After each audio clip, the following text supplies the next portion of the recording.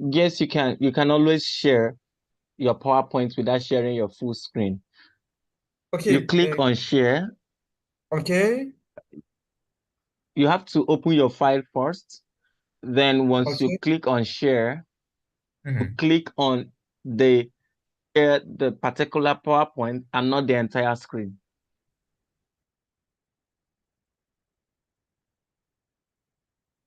Okay. Thank you. Thank you.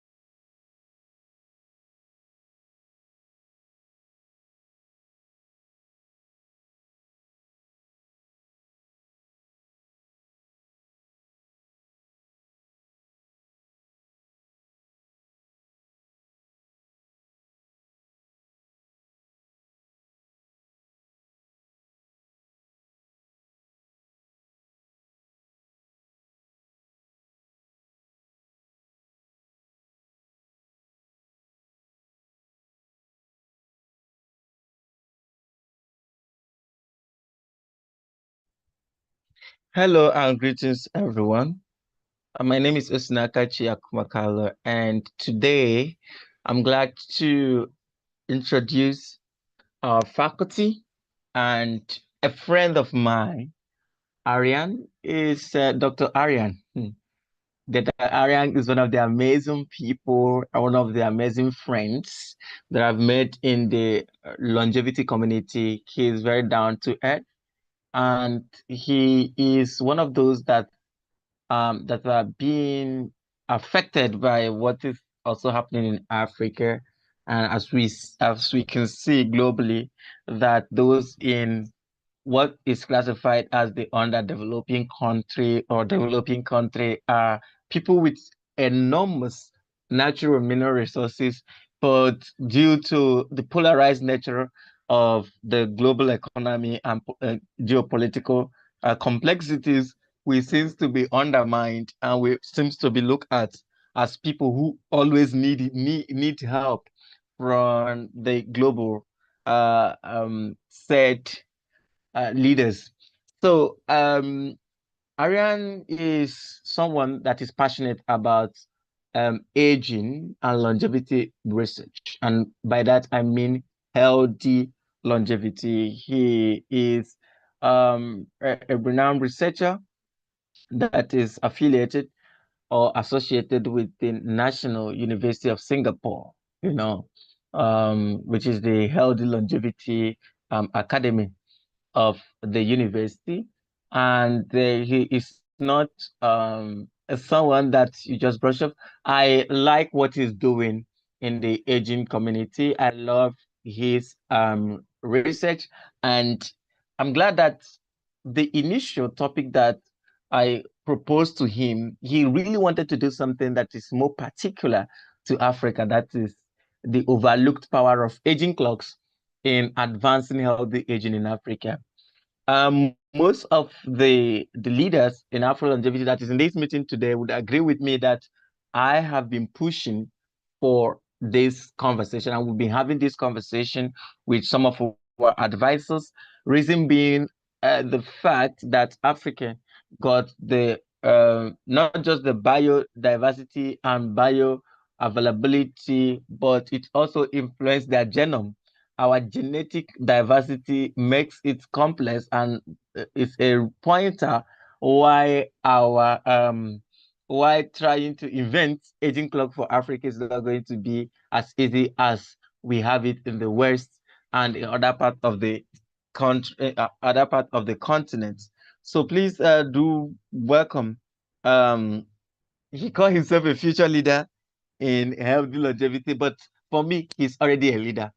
Welcome, a leader in the longevity community. Thank you so much, Dr. Arian, for making our time to be here. Amidst all odds surrounding circumstances, but you are always available whenever I call on you. I had wanted to bring you back during the second cohort, but the crisis in your country never allowed you. Thank you so much, my brother. I yield. Tell us a little bit about your background, then you get into the conversation proper. Thank you. Okay, thank you, Osinakachi.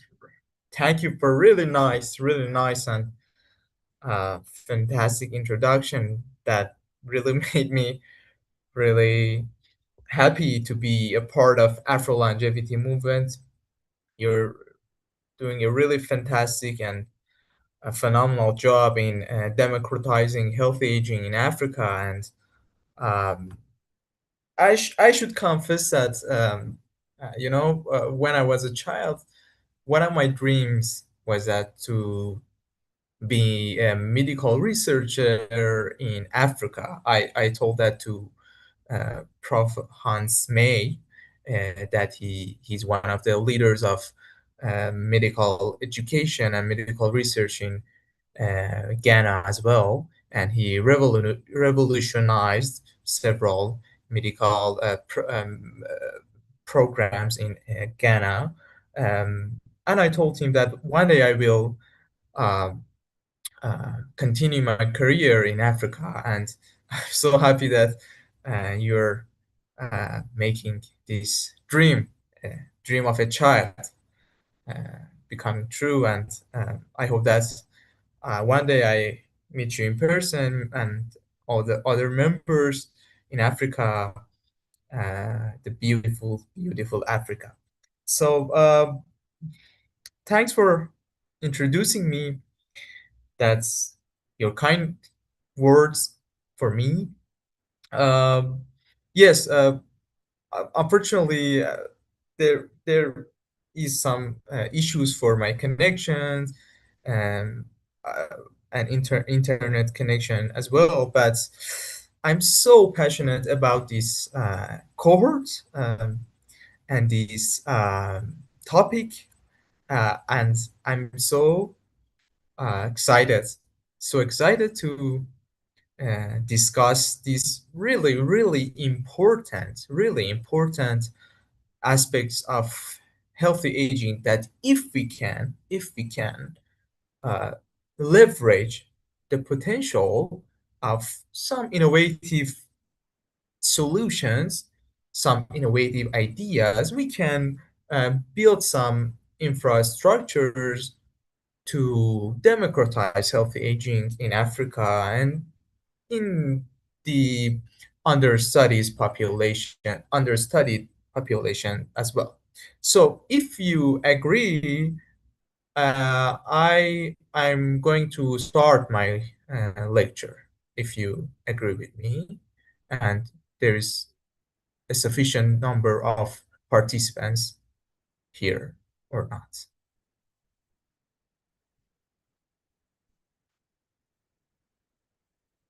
Okay, well, let me start by getting know about the background of the participants here. Could you please tell me, or sending number one, if you have a medical background, and so that I know that what type, which which topics we can discuss more or less. Okay, Dr. Arian, Thank you, Emmanuel. sorry, I'm so Dr. excited Arian, to be here. we have a mixed background, right? We have clinicians here, we have researchers here, we have medical doctors here, we have enthusiasts, and we have longevity activists. So it's Okay. a mixed group. Thank you. Okay, that's really fantastic. I'm excited to discuss my ideas and my um, solutions and some other stuff. So that's really great. Let me start our session. Okay, as Gian. Okay, I should first talk a little bit about my background.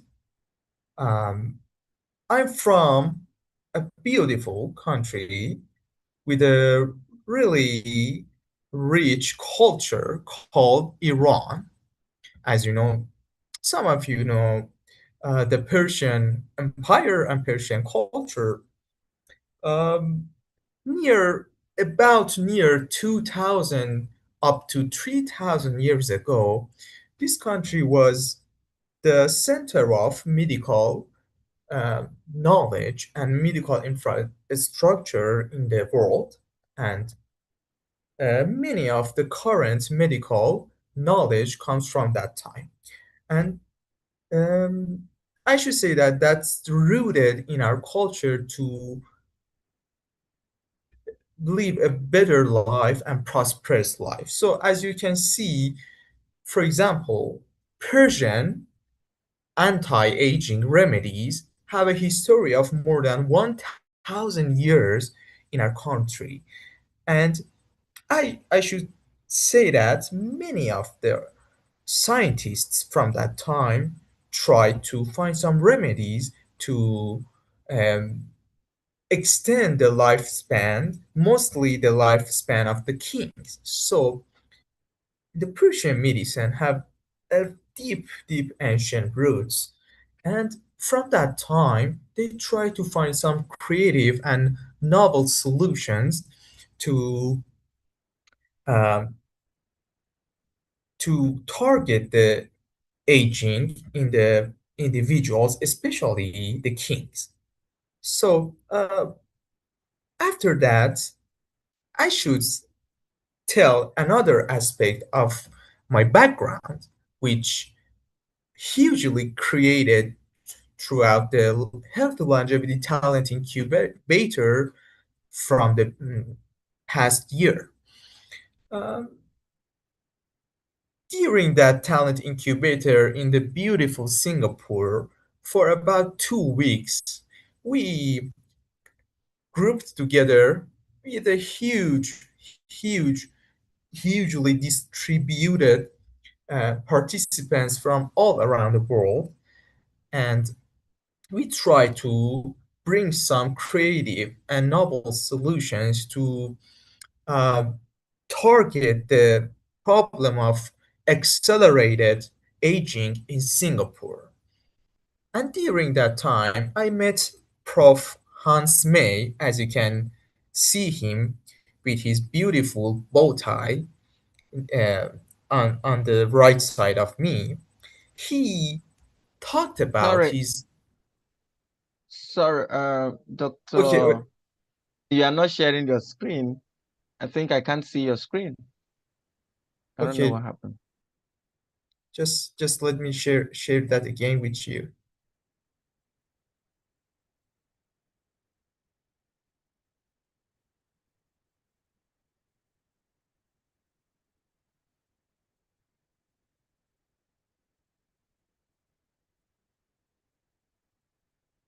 Okay, can you see my screen? Yes, we can. Or I can. Okay, okay, thank you. Okay, I was talking about my experience at Healthy Longevity Talent Incubator in Singapore. And Prof. Hans May, which he did fantastic job in Africa, in Ghana, to revolutionize and change the medical knowledge and infrastructure in Africa.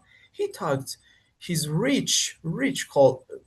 about the rich culture, about the value of family, the value of older person in the African culture, and his beautiful experiences of how he tried to accelerate the knowledge of individuals in Africa. And from that time, I was thinking about how can I merge these two experiences all together from my Persian background and also the the passion for having a medical research dream in Africa. So first of all, I want to invite all of you to participate and signing up for the next talent incubator for 2027. I know that one of the participants of Afrolongevity also participated in the talent incubator of 2026, and he shined and won award. So that's a really fantastic experience, and I really recommend you to participate in this talent incubator, and also talk about African experiences with Prof. Hans May as well. So after that, I get to know some research from Jasmine Smith, the fantastic Jasmine Smith, with her beautiful mind-sided ideas. She beautifully, really fantastically uh, coded that Africa is not simply a place to study disease. It is a source of knowledge about resilience, long life, and healthy aging. And that's really fantastic and totally resonate with my background, because my country as well is hugely engaged with some challenges, with several wars, several adversities, but people are so resilient.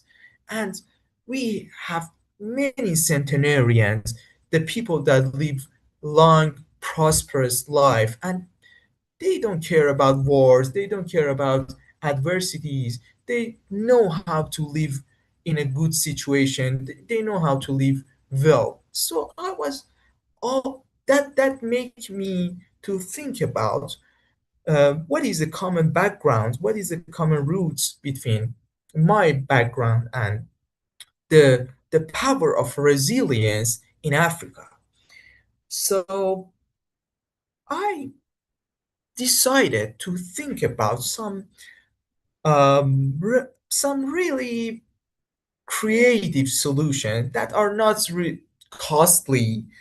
They don't need any many some funds, or they need uh, some high-tech infrastructures. But how can we target biological aging in Africa or Middle East or the overlooked uh, locations in the world, that with some remedies, with some innovative solutions that can help us to target aging.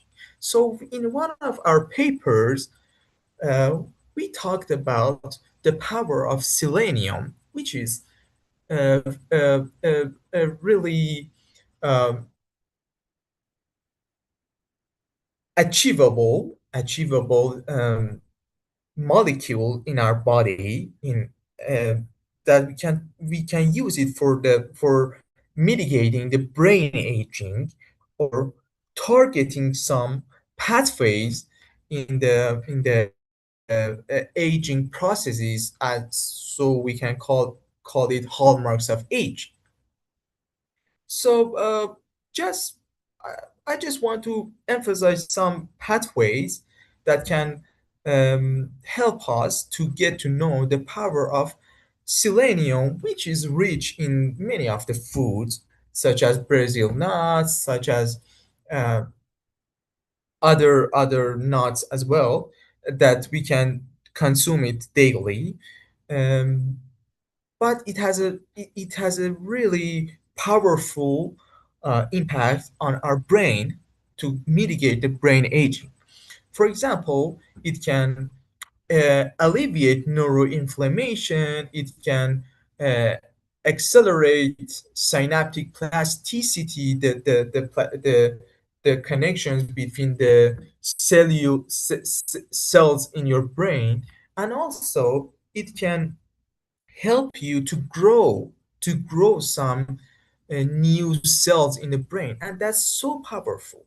So if we can fortify selenium in our foods by bringing the adequate selenium levels in our foods, or we can supply selenium by supplements to our bodies, we can uh, uh, diminish the rate of brain aging in our body, and that's so feasible. That's so feasible for targeting brain aging in the settings that don't have much funds, don't have much high-tech solutions. So as you can see in this picture, selenium can target brain aging with several pathways that I don't want to get really deep in them, but we can see most of them are related to the inflammation in the brain, and also the oxidative stress as well. So I should say that we need some large clinical trials, some research that's specifically thinking about how can we bring in micromolecules such as selenium or other molecules as well, which are feasible to bring into the trials in the settings like Africa, in Middle East, and other settings that are not really well funded, to see if we can target as much as individuals as we can in the clinical trials. So if we want to, we talked about the power of a molecule called selenium and any other molecules that you think about to target the aging trajectories in the brain or other systems in the body.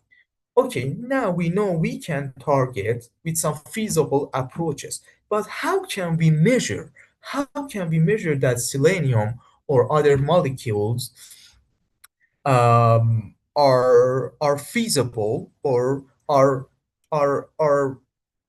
giving us a good solution or good approach? Uh, how can we measure that? I have a question. Can you answer that? How can we measure that we are on the right pathway and we are alleviating the aging in the body? Can someone answer this question to me?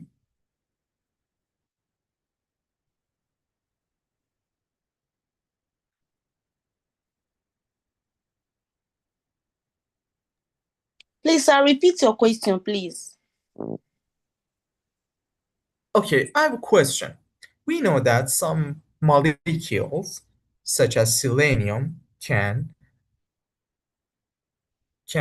diminish the rate of aging in the body. How can we measure that selenium is is feasible or it is working for us? How can we measure that that that effect of the selenium?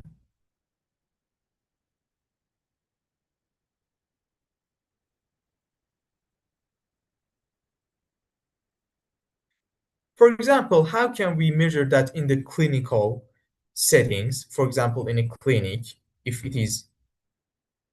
the selenium is actually working and uh, accelerating the rate of aging or other diseases, age-related diseases, for example, Alzheimer's disease.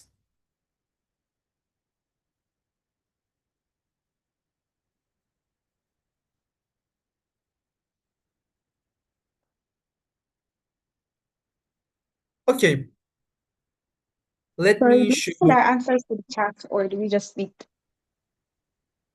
Excuse me, I could you please repeat your answer? You can We can speak? raise your hand. Oh, sorry, I did Yes, you that can earlier. raise your hand so that it, sorry, a minute, let me get the gallery view. Aisha, go ahead. Okay, I think that the efficiency of selenium, if I'm right, can be measured through the way cells in the body kind of replicate Okay. themselves.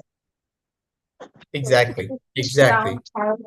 cells degrade, then you can tell that the selenium is working. Exactly. That was a really great answer. Thank you, Aisha.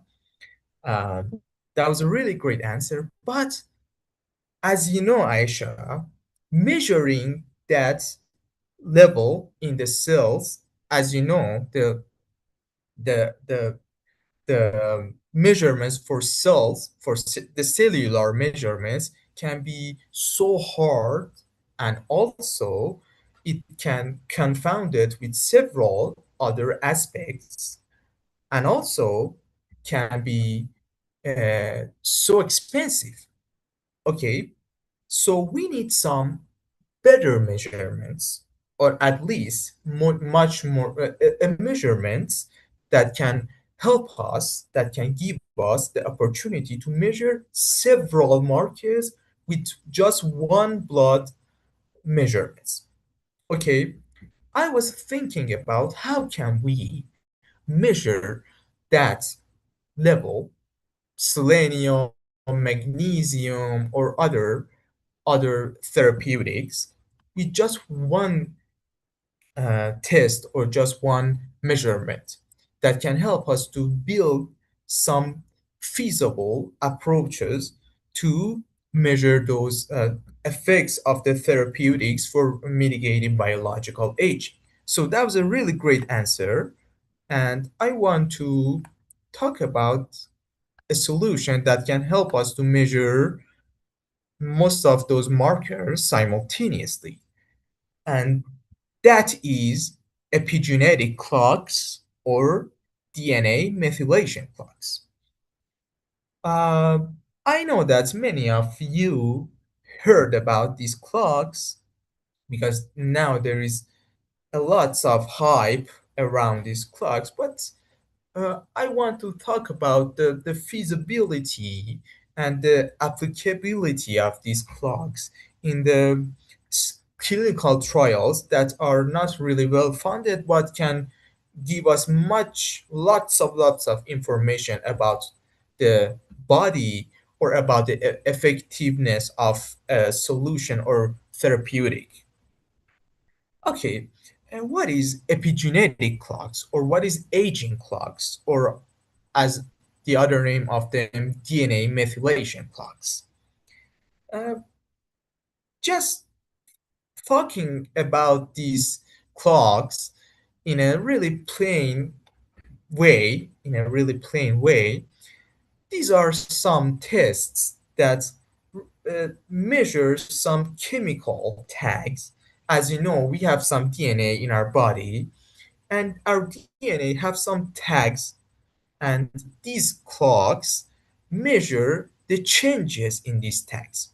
As you know, these tags called CPG sites, I don't want to talk about them really in an advanced way, but these sites, CPG sites or called tags, change during the aging manifestation during the time. As you get older, these tags, these sites change and change and change.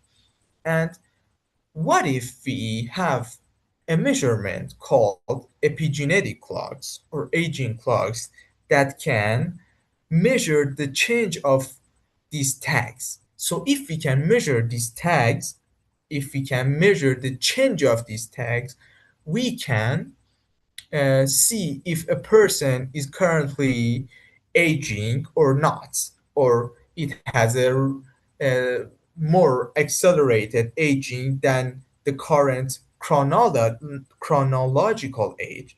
As you know, we have two types of age. We have biological age and chronological age. For example, I am chronologically 27 years old, but I don't know what is my biological age. For example, it can be 30 years old or 25.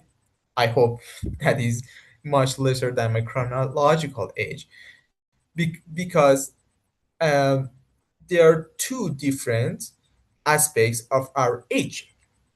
So these clocks help us to estimate the aging situation in our body, not just our age in our passport or chronological age as our birthday age. No, it can help us to measure the biological age. So um, it can be older and younger than your actual age as well. So in sum, these clocks can measure the changes in tags called CPG sites, and these CPG sites change and change during our aging. So if we can measure these changes, we can capture the biological age in our body. So at first, a genius, a really genius person called Professor Steve Horvath developed these clocks as the first generation clocks. And he was a genius. Why I call him a genius? Because he called them clocks and help us to have some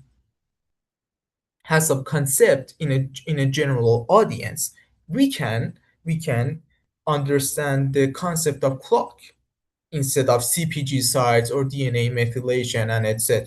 So he really helped to revolutionize these concepts in the general audience. So um, Steve Horvath developed the first clock called Horvath clock or Horvath 1 clock, which is a pan-tissue clock that can measure the biological age in several tissues of the body. And he used uh, more than 300 CPG sites or tags in our body.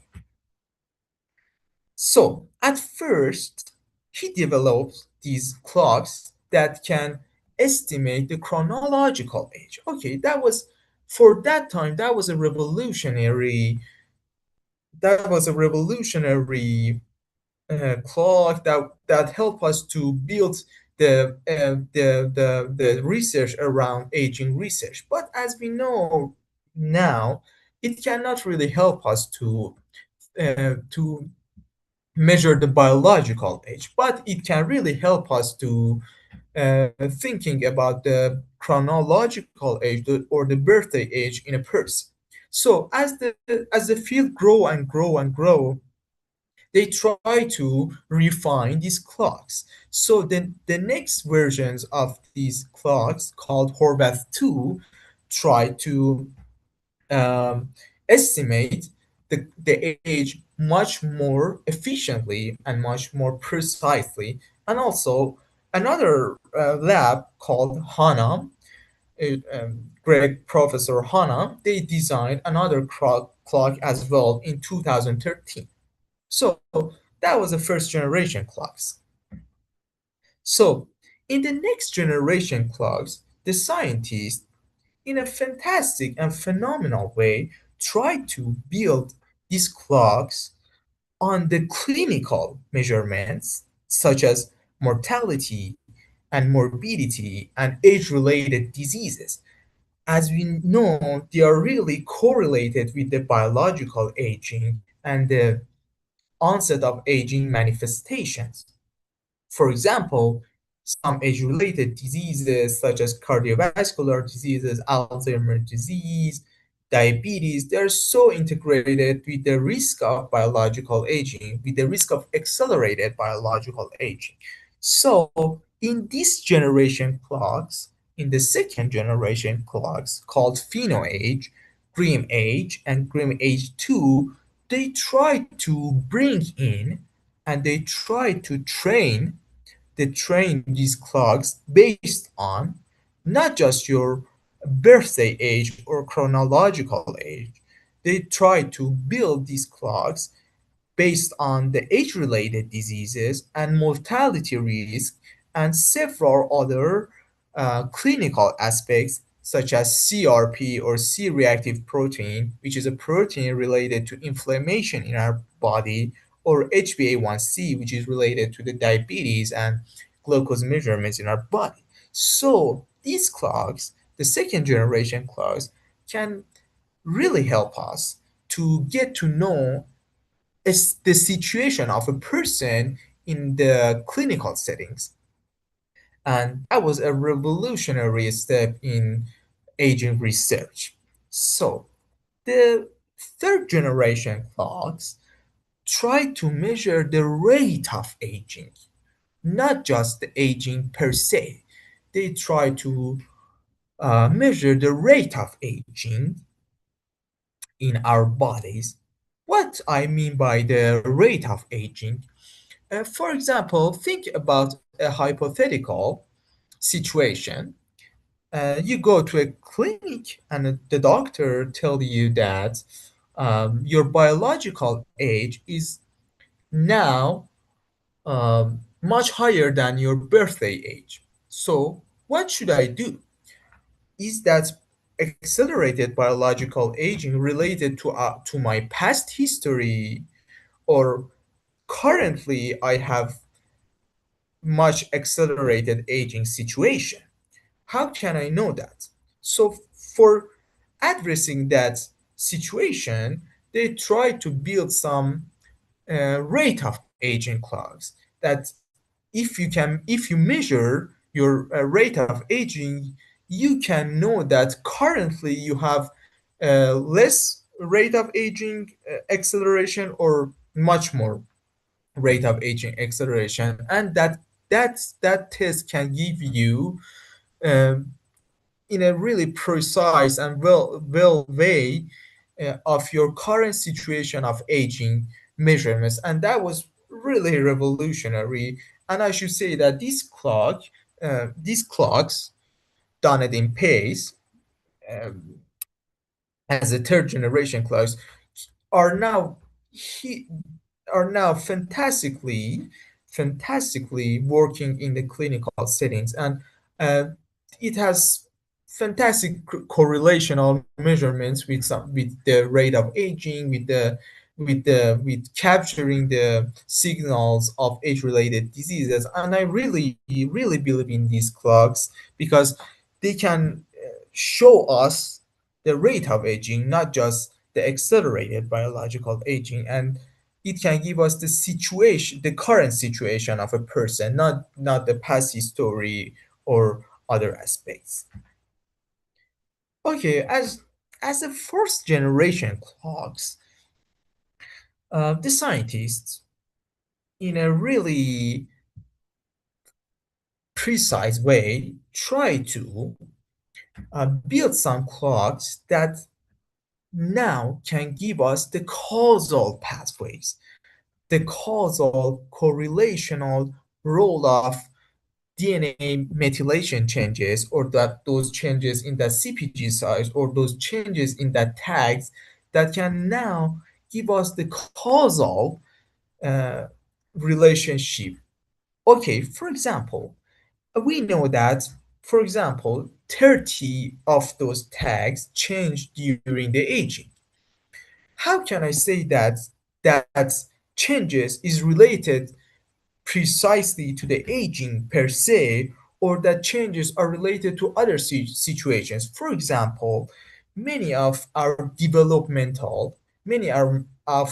growth pathways, developmental pathways are related to these changes as well. So how can we separate the healthy changes in these sites or the damage signals of changes in these clocks in these sites? So they try to separate these signals. As you can see, they built a clock called cause age, which can help us to find the causal relationships. And also they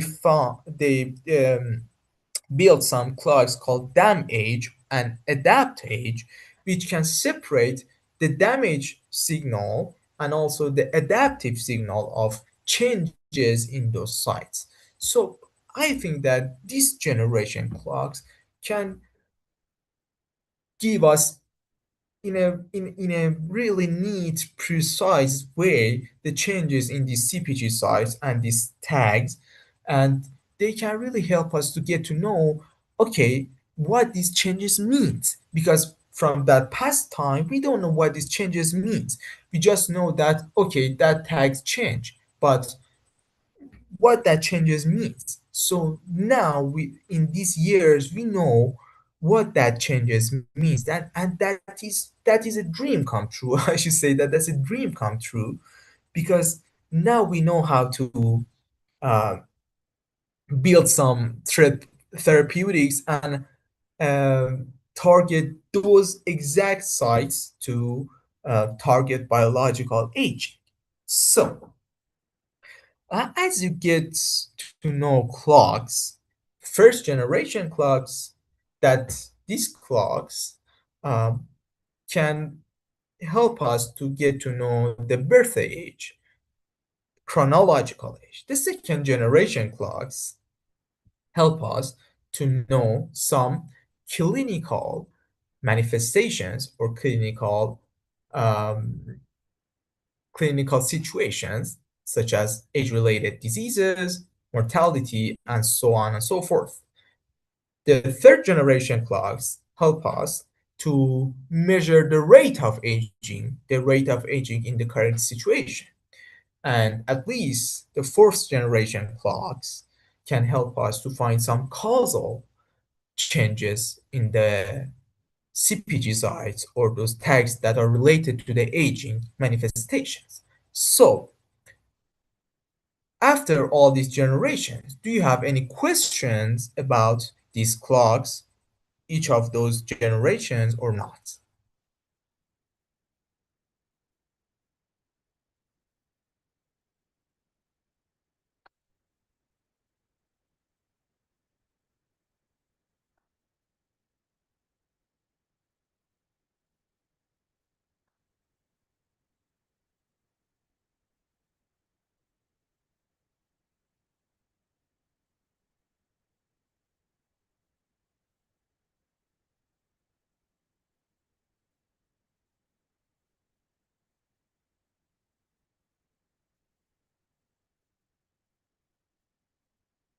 Okay, can you see my my slides right now?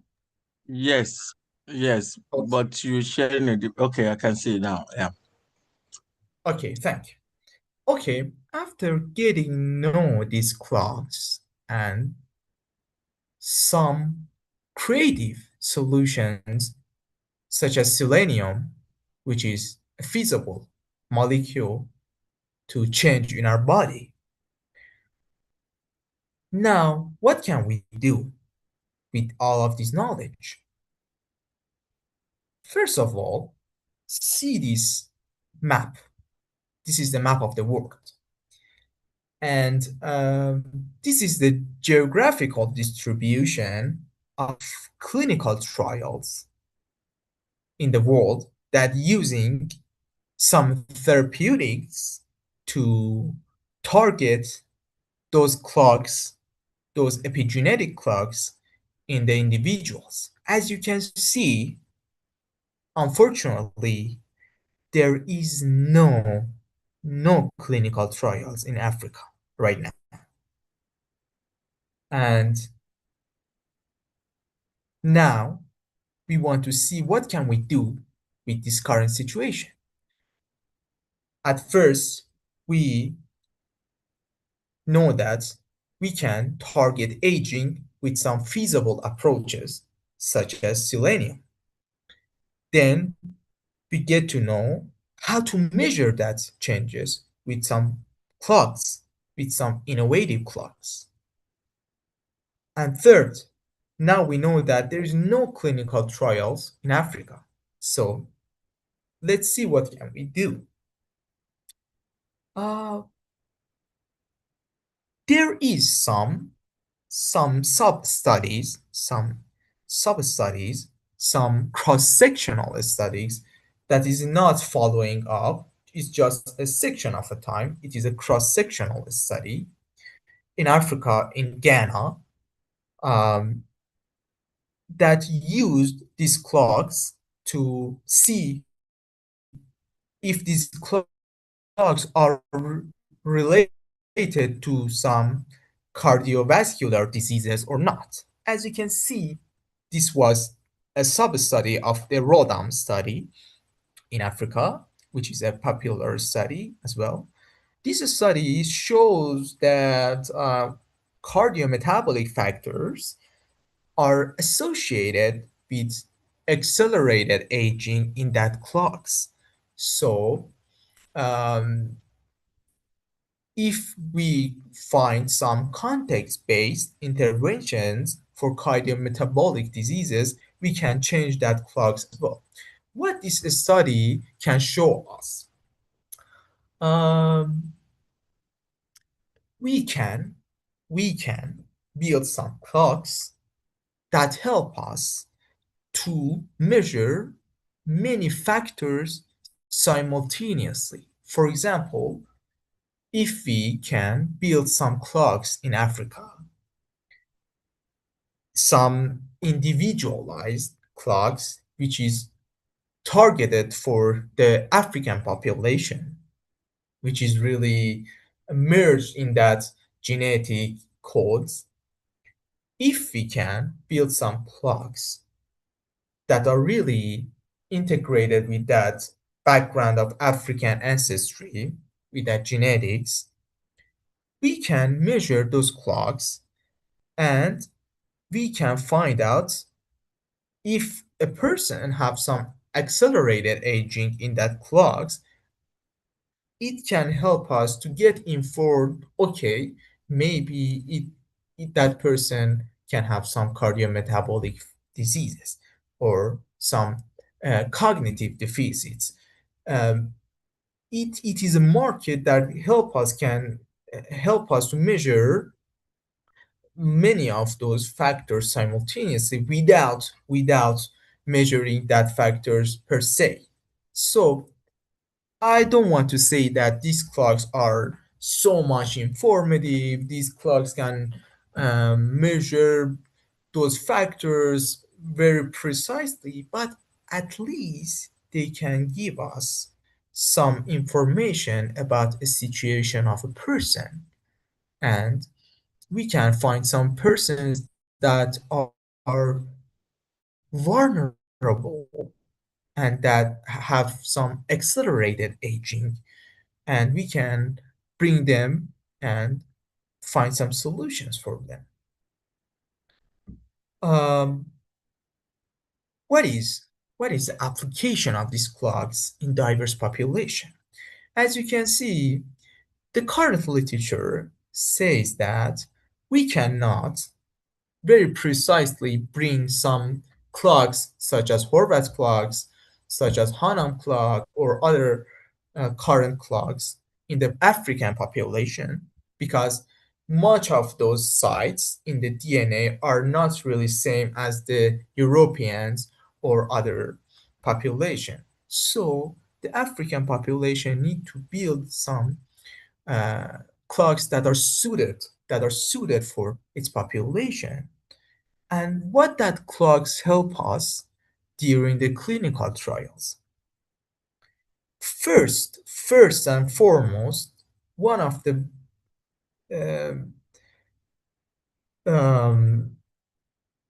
strengths, one of the biggest strengths of these clocks is that it gives us shorter follow-ups and smaller sample size. As you know, the following up and the huge sample sizes are the most limitations of the clinical trials, and many of our fundings can allocate it to that huge sample sizes and uh,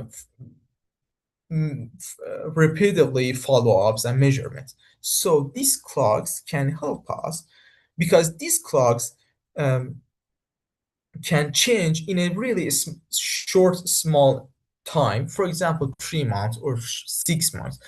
And we just need to run a 6-month trial to see if a person um, is if epigenetic aging is changing in a person or not. And after that, we can find some solutions. But at first, we can run some short-term clinical trials, and it can help us to save a lots of money to shorten that time of a clinical trial.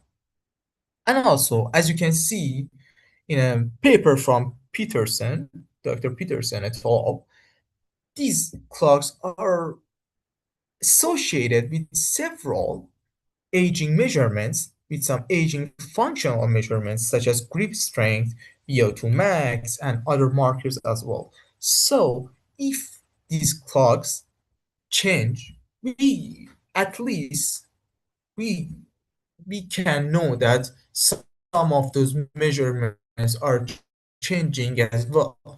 So with measuring one clock, we can at least get informed about the changes in some other clocks as well. And this can help us also reduce the amount of measurements and also the costs of clinical trials as well.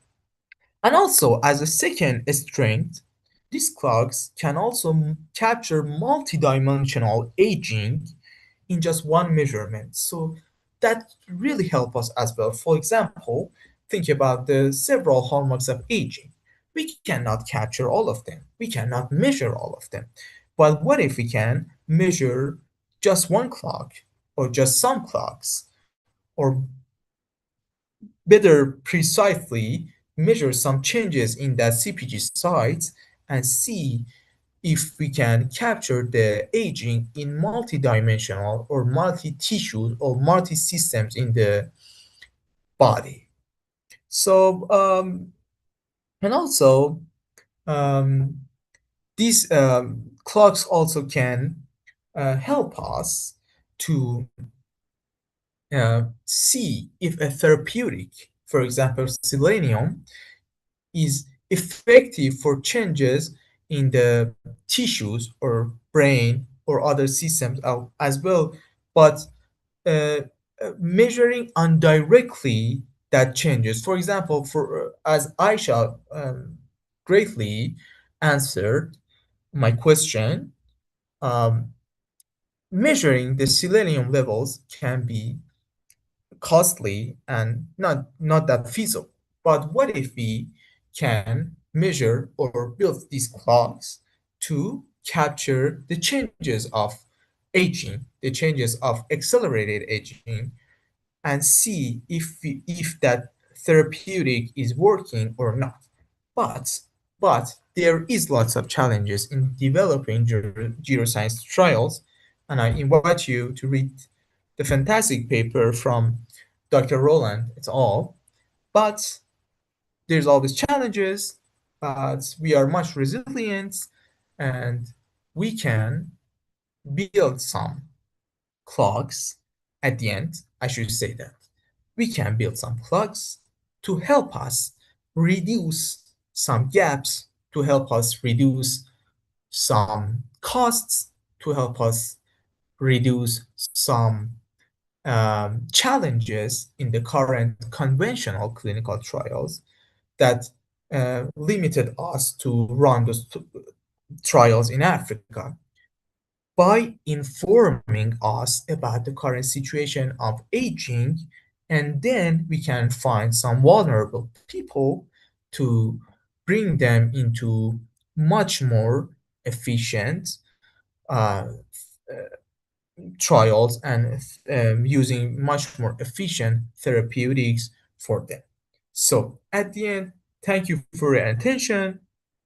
I hope that one day I see a trial in Africa using the precise suited clocks for the African population, and um, I really hope to see um, some really well-suited therapeutics for these clocks as well in African population. Thank you for your attention.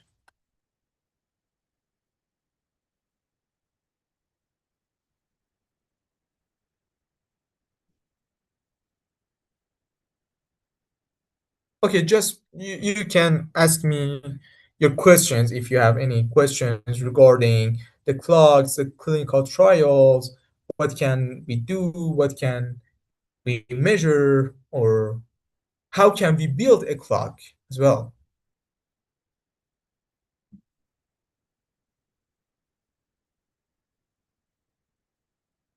Okay. Thank you so much, Dr. Arian, for such an insightful section and for engaging so generously. You know, I'm always excited seeing you, and then especially having some important conversation with regards to aging. And to be honest, I appreciate your selfless sacrifices, especially engaging so generously with these cohorts, the third cohorts. Well, My pleasure. good people, tonight's conversation remind us that longevity is not a single discipline, just like gerontology. It's a multidisciplinary course. Like it sits for us in this age and time. It sits at the intersection of nutrition, epigenetics, brain health, biomarkers, things like aging clocks, and preventative medicine. Over the past few days, I've been reading Dr. Nyok's posts with regards to the teachings here and people's reactions. You know, it shows how people seem to be eager to understand what is happening in the longevity space. They are passionate, but due to their conventional understanding of health, so it makes it a little bit tricky, and it is not just easier for them to really make sense of what we are discussing. For us at Afrolongevity, the important question is not only what the science tells. No, I don't. I'm not sure. Okafor Vitalia. No, I'm not going on and off. I'm not sure. Can anybody hear me? I hear you, sir. Yeah, I know that my Yes, network I is can stable. hear you very well. Yes, I can hear you, Osi. Okay, so for us, okay, thank you. Someone said that I'm going on and off, so that's why. In this space, we have a particular vision, and we must ask the important question. And that question is not only what the science tells us, but how we translate this knowledge into better health span outcomes for African population, right? So I think everyone have been reading the comments, the question, and that those questions are very important. So before we get into the question in the chat, those who have their something comments, the questions to ask, and I will take it a step at a time. I will start with Dr. Nyok. Please Kindly ask your question. Okay, thank you. Thank you very much, Professor O.C. Kalu. My name is Ifita Nyok. I'm calling from Nigeria. Let me begin with commending Dr. Arian Danshpo for his lecture. I think this is his second lecture on in this cohort, and one particular concept that keeps coming up is the concept of selenium. So it got me thinking. In his first lecture, which he gave last week, I guess a question was asked about what are the sources of selenium, and he made reference to Brazilian nuts. But I am an African. I am a Nigerian, and so when I hear Brazilian nuts, do we have it? In fact, I had to search the internet, particularly pictures, to see how a Brazilian nut looks like and whether I can relate with it, whether it's something I can get in Nigeria, in Cross River, in Calabar, where I am, So my question now is, the picture about Brazilian nut, which I saw on the internet, is not something it's not a nut I see regularly. It's not commonplace here in Calabar. I don't know whether it is for other people, but it's not commonplace here in Nigeria where I am. So is there something that is close to it? Are there other nuts that are sources of selenium, which we can make do with in the absence of Brazilian nuts? That's my question. Yes, of course. Yes, the Brazilian nuts, me also, I don't see that in my country as well, is the most rich food or nuts in that is the highest rich selenium. But you can get your selenium from beef, from egg, from tuna, from fishes, from chicken, and broccoli, and lots of these sources, which is accessible in lots of the countries as well. But the Brazil nuts are the most richest sources of selenium. So you can get your sufficient selenium levels as well, and also um, talking about it with your practitioner, you can also use some supplements as well. But at first um, you can receive your adequate selenium from lots of these foods like egg, beef, chicken, and all other. Also, for some veggies such as broccoli and other stuff as well. Sorry, Dr. Nyok, in the Nigerian food prescription work that I did, I outlined some of the foods also. Our dear water leaf, Mamelko. So you can also get there, and also crayfish. I think from crayfish we can get enough selenium from crayfish. I prefer the one that we get more from the veggies, because of how how most of the poultries and the meat thing is being manipulated, in recent time. The model of farming now is getting more complex, that we have to deal with a whole lot in ensuring that we get the barest minimum. And then our cocoyam, we can get also from then our dear Ogu. So that's why the other day when I was talking about, I made a post about afan soup, and some persons were like, no, there is no nutritional value in afan soup. I was like, these guys, do you guys really understand what you are talking about? So there is always a reason for that intergenerational knowledge in the veggies that we eat than the polished food that we eat in this age and time. So we can Okay, actually get selenium from those things that I mentioned also. Can I add something to that? Because I don't know her name, Sucre, if I'm correct. You can tell me your correct spell as well. You wrote, however, we need indigenous plants that have selenium. That's a really great fact, and I really like that because now, in my previous lecture, I talked about it as well. We need some strategies to fortify selenium in the plants with some technologies.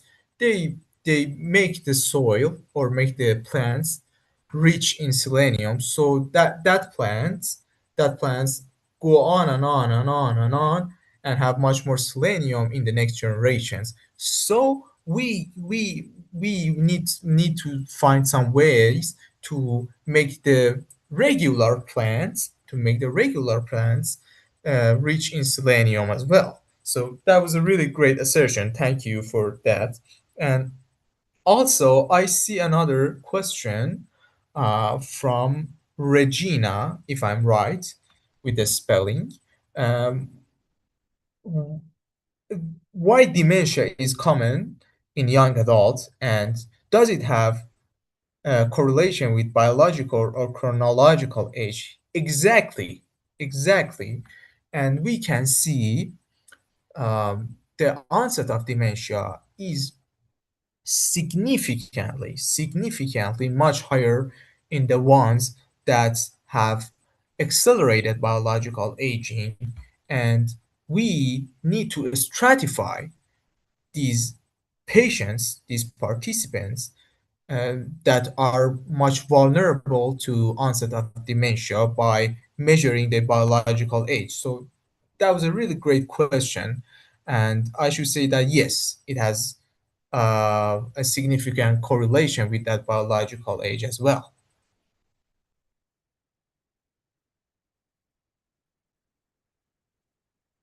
Okay.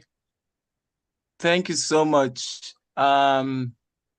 Chibuzo, you can ask your question after Chibuzo, Lydia, after Lydia, Samuela, and then Anumbapis.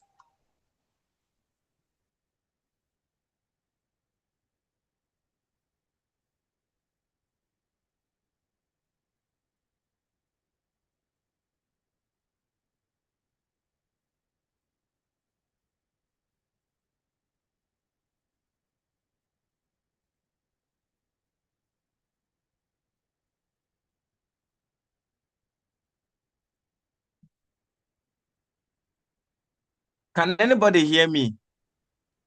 Yes, sir. Yes, we can hear you. Yes, we can hear you. Okay. So Lydia, you can ask your Yes, question. you can Not go ready. with the question of Lydia. Okay. Thank you, Professor Osi. Okay. Thank you, Dr. Arian, for this class. So here's my question. I don't know if you said it already and I missed it, but I want to ask, how is the biological age measured? Like, how do you, like the chronological age, every year you're 1, you're 2, you're 20-something years old. So how do we measure the biological age? And the second question is, the biological age and the chronological age, which is more important and which should we tend to more? Say, like, I don't know how to put it. I don't know if you got my question. Did you get my question, sir? Yes, absolutely. Thank you for your question, Okay. Lydia. Um, I just want to know which country are you from? So, Okay. I am in Lagos, Nigeria. Nigeria. That's really well. So, okay, for example, think about that you go for a checkup routine to your doctor, to your practitioner, and he tell you or she tell you that you're aging. Okay, what is your reaction to that assertion? Sorry, you say he tells me that I am aging, right? Is that the question you asked? Yes, your age. Okay, Oh, what is your reaction to that? To that? I think I might be a bit confused because if it's my chronological age, I would accept that, oh, I'm aging, I'm growing Okay. up, right? Yes, But I exactly. have to Because ask, everyone are yeah. chronologically aging. Yes. Okay, and okay, you answered your question right now. You if it is chronological age, okay, so yes, that's a nature of humans. But if it is biological age, you get concerned. Okay, so we answered your first question. Yes, biological age is much more important than chronological age, of for sure, for sure. um, and but because it is not really normal for a person to have a much more accelerated aging comparing to the chronological age. For example, if a person in its 20s, in for example 25 years old, have accelerated biological aging, it can result in several issues in the following years. So we need to measure. Okay, I should say that, Lydia, biological age is an abstract concept. Okay, if I want to be honest, we don't have any concept called biological age in the biological systems. Okay, we made we made that concept by ourselves as an abstract concept, okay, to find out what is the current situation of a biological system. For example, the humans as a biological system. So we can measure biological aging by several means, by several pathways. One of those ways is using the tags or CPG sites of some DNAs in the body because they change during the time, and if we can capture those changes, we can find if a person is biologically aging or not. But we have lots of other ways to measure the biological aging. For example, the omics um, technology, and also other ways. So this is all about abstract concept of biological aging. Okay, thank you, sir. You're welcome. Next person, please. Samuela. Sorry, it's Dr. Nancy. I used my daughter's phone. Okay, go ahead, Dr. Nancy. So I was also making a contribution that locally what we have researched in Ghana shows that water leaf is also high in selenium, and amaranth, the green and the red one, both are rich in selenium. Cocoyam leaf is rich in selenium. Then the green zobo leaves that are used for soup. Then red onions, bitter leaf, and spring onions.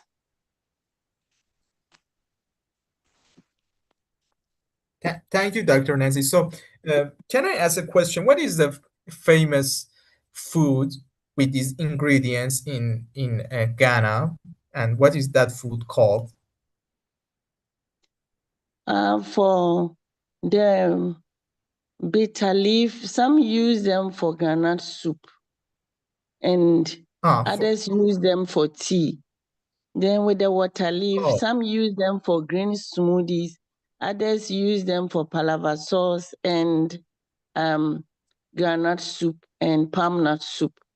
With the amaranth, they use them for palava sauce and salads. Then they also use them for granite soup.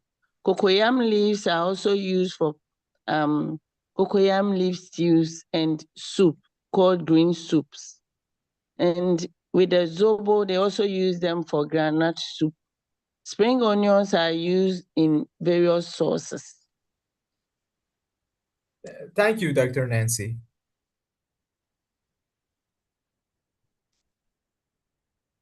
You're welcome. It's all right. Let's take the question from Chibuzo.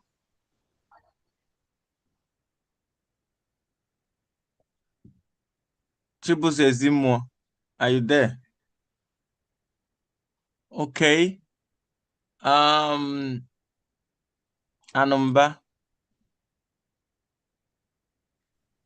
All right. Good evening, sir. Thank you for that wonderful lecture. I have a series of questions here. And my question is basically one of the questions have been answered about selenium and other sources. So, but I have other questions basically on aging clock. And during your lecture, when you were teaching, you said that these clocks are not in Africa yet.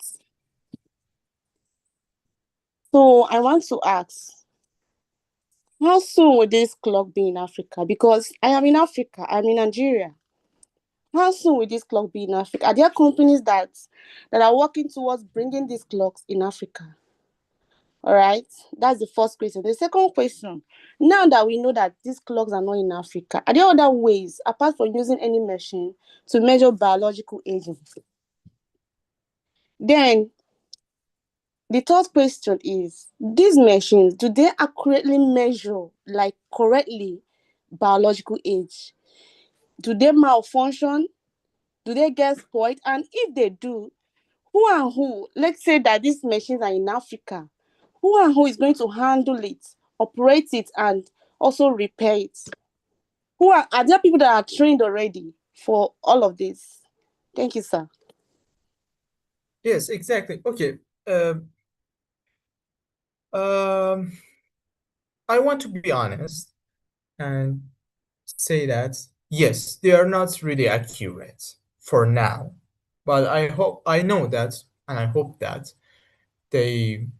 one day they can help us to measure the accurate rate of aging in the humans. But right now, yes, they are not really accurate. And for the next question, for your second question, yes, they are not using in the clinical trials in Africa, but I see lots of protocols and lots of cross-sectional studies, especially in the HIV positive population in Africa, using these clocks, because this clock can help us shorten the duration of clinical trials and help us to get to know the vulnerable population in the vulnerable population, so we can find them and target them very much soon. So, but unfortunately, as you know, the DNA, most of these clocks are built on European population. So as you know, lots of the DNA are not common between the African, Middle East, European populations. So we need to find some clocks or build some clocks that are much well suited for these populations, for the African population, so we can get informed about the current situations of aging in the Africa, or at least if we are running some trials, there is lots of trials in Africa as right now, not using the epigenetic clocks, but some conventional clocks using some conventional clinical trials using some therapeutics such as metformin, for example. Take metformin as an example, but these trials did not use epigenetic clocks. These epigenetic clocks can help us to get informed about the aging trajectories. also the multiple trajectories of aging. So that could be really informative for us to get to know the situation of a person, but just by just testing one measurement, not all the measures all together. So uh, what did you get your answer about that situation or not? Yes, I got the answers. But you Uh, mentioned something about metformin. I didn't get that. What is that? What does it do? okay, metformin is a drug that it is FDA approved for targeting diabetes in individuals. So as if you search in Google, you can see there is lots of trials, lots of studies using metformin in African population, but they did not use epigenetic clocks in that in that trials. We know that metformin, besides targeting diabetes, it can target biological aging as well. And as a consequence, the metformin can target biological aging, and as a consequence, it can diminish the rate of diabetes as well. So if we build some clocks, we can find that common pathways, we can find some roots, some common roots for all of those age-related diseases, all of those manifestations, all together simultaneously. All right, sir. Thank Okay, now that these clocks are not in Africa and the ones that, okay, you said they are built for um Western population, not African population. Okay, sorry, I'm taking too long to ask this question. I want to ask, do we have people that have this in mind to build clocks, this aging clock for African population, or are we just going round the circle trying to figure it out? Are there already people building it for African population, or what is the way forward for these clocks to be in Africa and for African population? So Sorry, we are here. Dr. Arian, sorry. Sorry. We cannot wait for people to do things for us. We are working on developing one. Afrolongevity Yes, is exactly. working on I wanted to developing say that. one. Yes, So yes, we can't wait for yes, people to build for us. I started yes, the one that I wanted to bring to Africa. We had issues with customer immigration wanting us to pay money. And some of these things is anything that has to do with agriculture and health should be, how do we call it again? Duty free. So we started having a meeting. One of our advisors in Afrolongevity is an expert in developing and building aging clock. So our scientific board, I think, Ambassador Felicia, you are in the research group.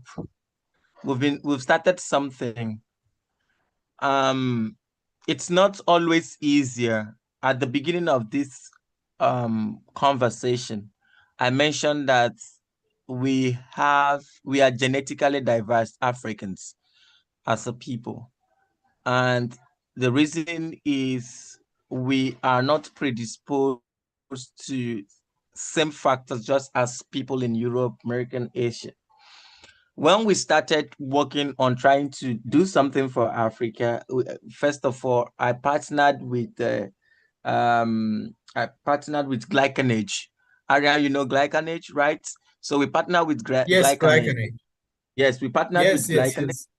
And then in 2024, I signed an MOU with True Diagnostics. And there are different factors, in developing aging clocks. You look at the core biomarkers, the things to shake, and it is what you use in calculating plus and minus to determine. True Diagnostics uses blood-based DNA methylation model.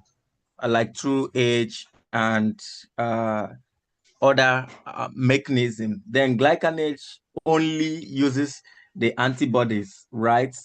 And they do the tally health issues and allysium health and all that. So you just have to look at what they are doing differently, and then look at the condition of Africans, look at the condition of let's say West African, North Africans, then Southern Africans, and what's the samples. You compare the samples that some of these companies are taking.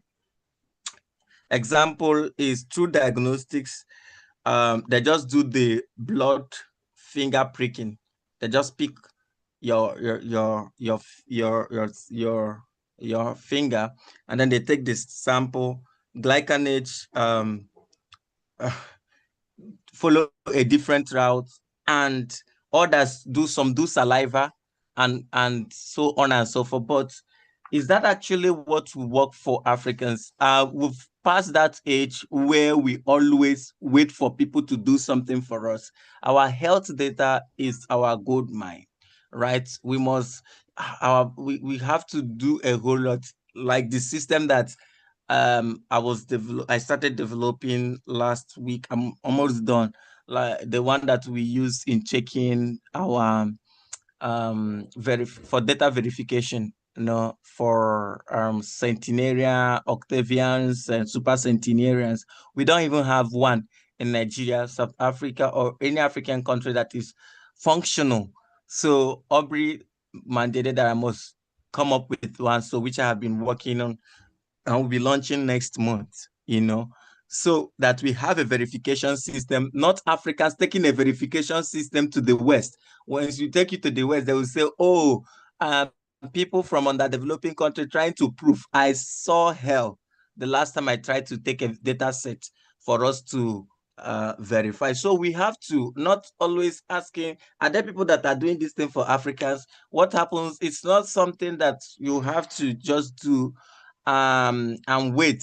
So if there is a problem, Africans needs to rise up and solve African problems. We must not wait for people to solve African problems, or we wait to import solutions for our problems. So that is why we are here.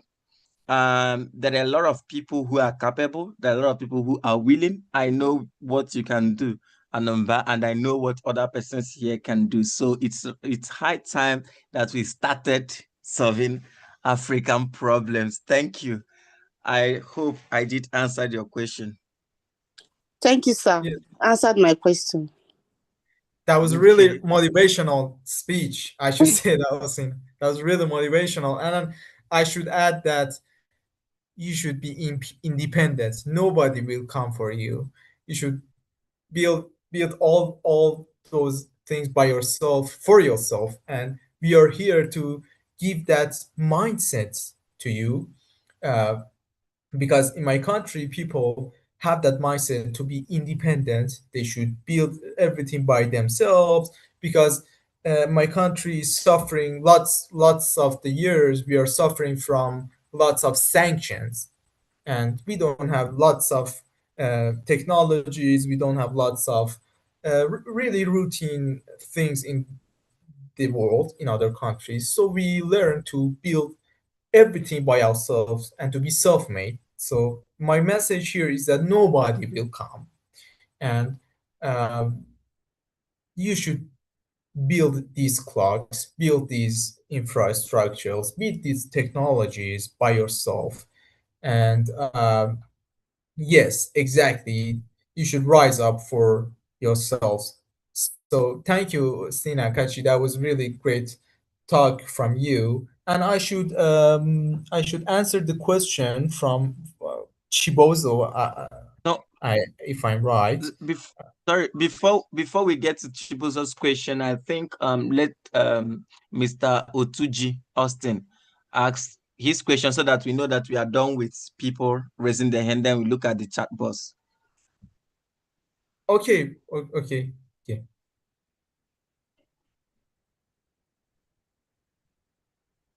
Mr. Austin Otuji, you can ask your question.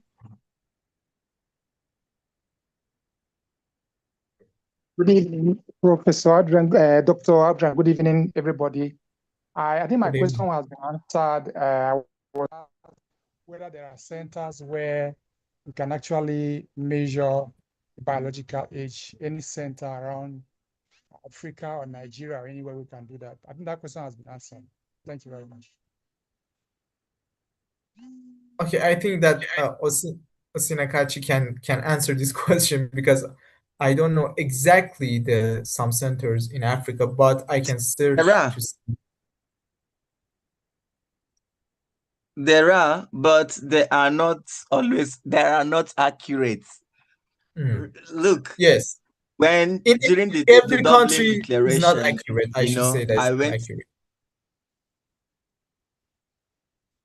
No, but this one is worse. It's worse The because if you go, if you go to the longevity centers in Cape Town, because I think South Africa is the destination for, let's say, a health destination and longevity destination Yeah, in exactly. Africa, or what they call medical tourism. Other countries seems not to be serious, but I think with Afrolongevity, we see what we can do in West Africa. We see what we can do in West Africa, and I'm going to meet with this our doctors from Ghana, and Dr. Nancy. I need to pay her a visit to see what we can do, right? The thing is that we often take the samples, and they send it to the US. I know several centers in South Africa, that's what they do. And if they use, and most of them partner with True Diagnostics. And remember that the factors affecting an African person is completely, the data set is not African specific. So if there is, let's say, 10% error with something built for American, there will be, let's say, 30 to 40% error for. And there are a whole lot of things. Infectious diseases seem not to be a problem to them. So if you're doing those biomarkers and everything, trying to look at those specifics, there are a lot of things that you need to put into consideration. And that's why I insisted that we must build an epigenetic clock for Africa. That's the only solution. And maybe we regionalize it, because we cannot, or do some twerking to say, okay, this is the conditions affecting people in West Africa, those on at the center of the equator, those in Northern Africa, and let's say Southern Africa. And if you look at the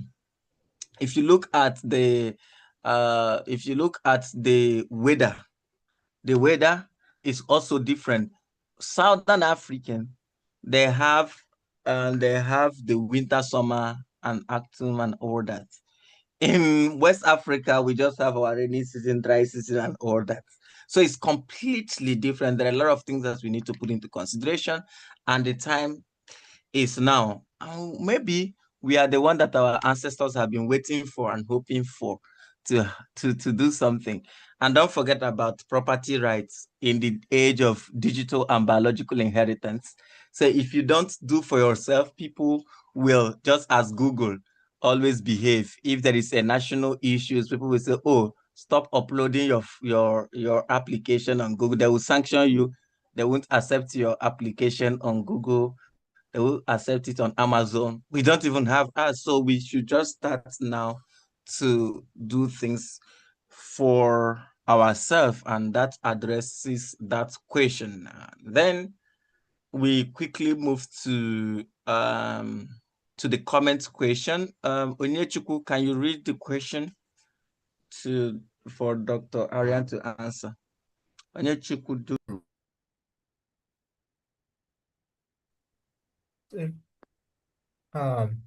There's just one question from Chibozo, and that's. Good evening, everyone. Can you hear me? Yes, we can hear Yes. you.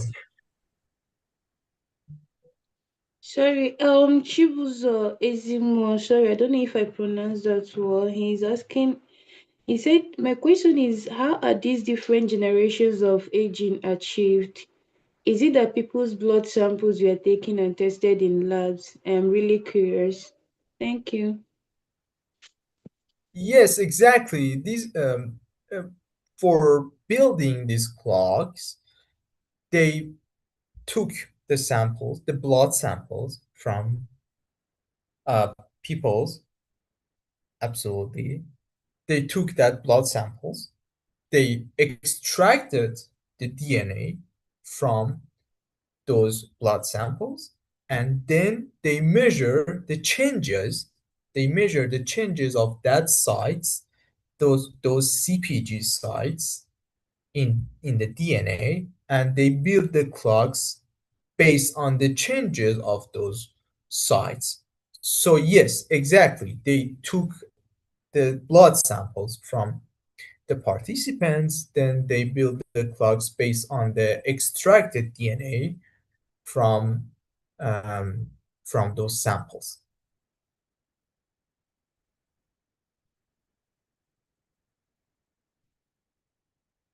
Okay, thank you so much. I will call on Dr. Nyang to give us the closing remark for today's class. Dr. Nyok, I don't know if you are here. Is he here? I think he left it. He's here.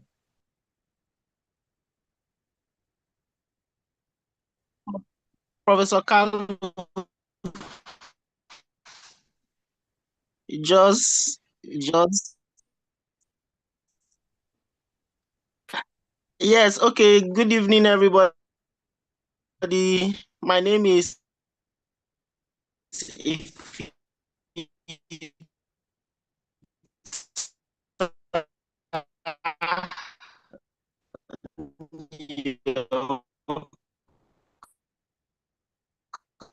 I'm speaking from Calabar, the ancient city of Calabar, on behalf of the classmate of the third of Cohort fellows. Thank you to.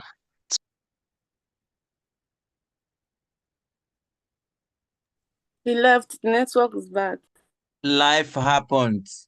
So the life happened. So Ambassador Asomani, please help us. All right. I'm back. Oh. Okay, please. I'm sorry. I think I had issues with Nigerian network. And so yeah, before I was locked out, I said it's a real privilege that I'm here, and I think I'm speaking the minds of my class, the general of the class, that we are gaining value for the sessions we have attended thus far, and for today's session. If I do not remember anything, and I think my classmates also do not remember anything, we are going to remember the heavy talk about selenium. And I think it's already crossing my mind to spin fast, because let me see what can really be done. So when I encountered Professor Arian last week and today, I started thinking about the kind of meals. His meals have to be changed. I will have to be speaking with my mom to concentrate more on some kind of meals, particularly the afang. So he's an afang man, so he's keen about afang. But I think if that is taken, I'm hoping, I'm hoping and very positive that if we look at his dieting, that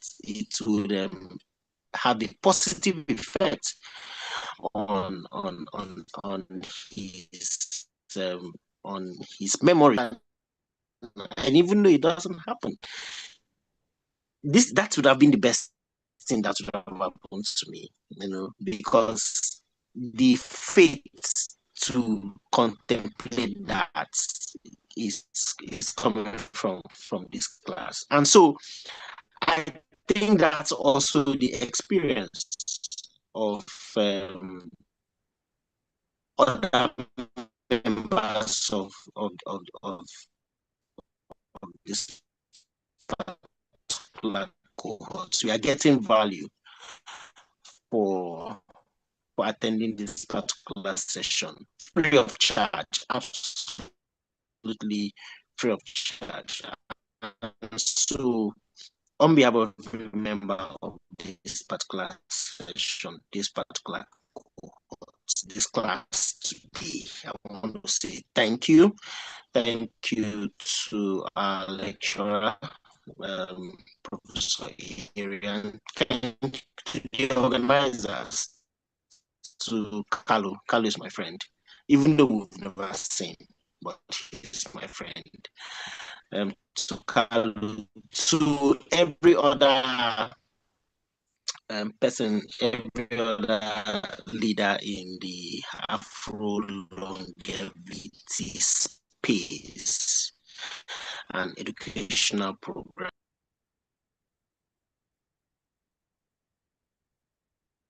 Guys, thank you so much. We really appreciate everything. Life is happening. This is why we have to solve a lot of problems. Issues like this even affect our life expectancy. Even us who are single, loneliness also affects your life expectancy. Do well to solve that problem of being lonely. I've talked about this severally, and take good care of yourself. My good friend, Dr. Aren, I really appreciate. I'll keep calling on you whenever we need you. Thank you so much. And I hope to invite you also for our conference in November 20th and 21st in Ethiopia, Addis Ababa, Ethiopia. I'm going to send you a private message.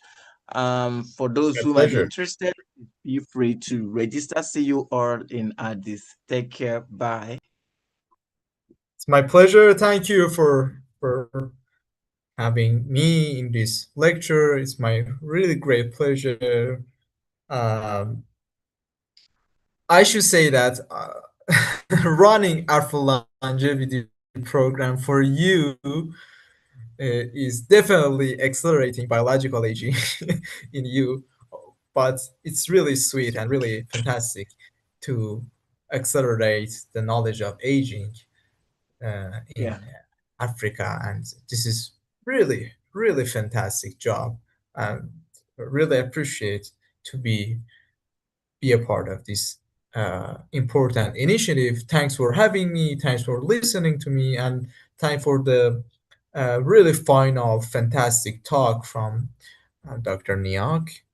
And if I listened carefully from Calabria of Nigeria, I wish to see you in Calabria or other places in Nigeria. So thank you for having me. It was really great pleasure to be a part of Afrolongevity. Thanks for being here. Bye for now. Take care.